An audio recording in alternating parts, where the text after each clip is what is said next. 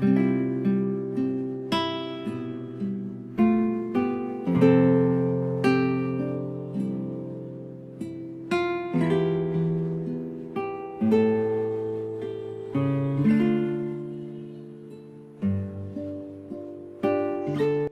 mabuting balita ng Panginoon ayon kay San Mateo.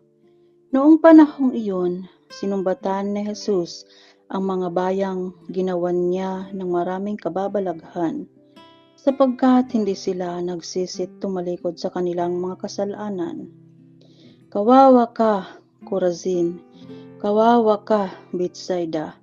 Sapagkat kung sa Tiro at Sidon ginawa ang mga kababalaghang ginawa sa inyo, malaon na sanang nagdaramit ng sako at naupo sa abo ang mga taga roon upang ipakilalang sila'y nagsisisi.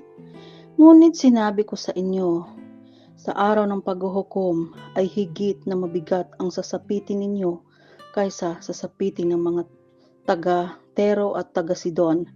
At ikaw, Capernaum, ibig mong mataas hanggang sa langit, ibabagsak ka sa Hades, sapagkat kung sa Sodoma ginawa ang mga kababalaghang ginawa rito sa inyo, sana'y nanatili pa ito hanggang ngayon.